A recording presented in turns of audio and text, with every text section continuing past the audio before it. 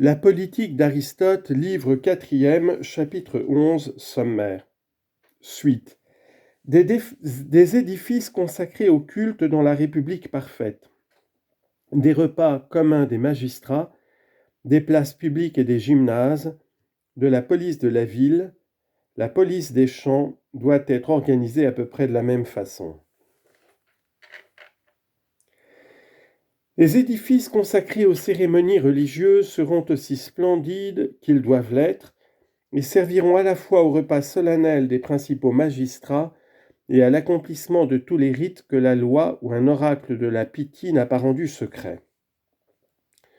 Ce lieu qu'on apercevra de tous les quartiers environnants qu'il doit dominer sera tel que l'exige la dignité des personnages qu'il recevra. Au bas de l'éminence où sera situé l'édifice, il sera convenable de trouver la place publique disposée comme celle qu'on nomme en Thessalie la place de la liberté. Cette place ne sera jamais souillée de marchandises, et l'entrée en sera défendue aux artisans, aux laboureurs et à tout autre individu de cette classe, à moins que le magistrat ne les y appelle formellement. Il faut aussi que l'aspect de ce lieu soit agréable, puisque c'est là que les hommes d'un âge mûr se livreront aux exercices gymnastiques, car on doit même à cet égard séparer les âges divers. Quelques magistrats assisteront aux jeux de la jeunesse, de même que les hommes mûrs iront assister parfois à ceux des magistrats. Se sentir sous l'œil du magistrat inspire la véritable pudeur et la crainte qui sied au cœur de l'homme libre.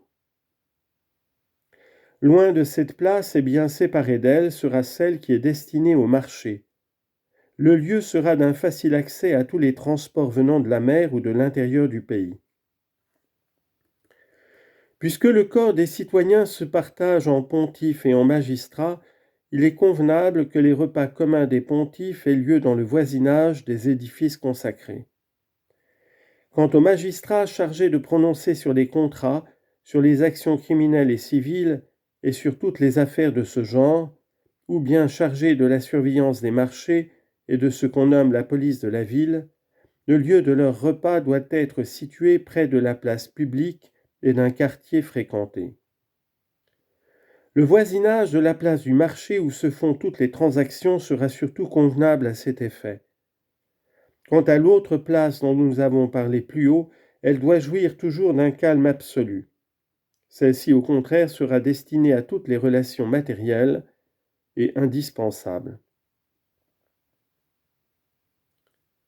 Toutes les divisions urbaines que nous venons d'énumérer devront aussi se répéter dans les cantons ruraux.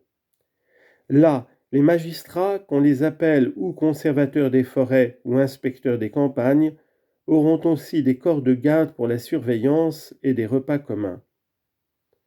Dans les campagnes également seront répartis quelques temples consacrés les uns aux dieux, les autres aux héros.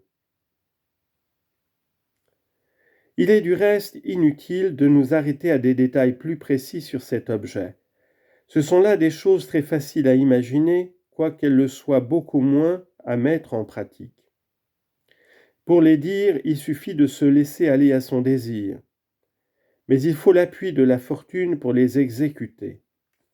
Aussi, nous nous contenterons de ce que nous avons exposé sur ce sujet.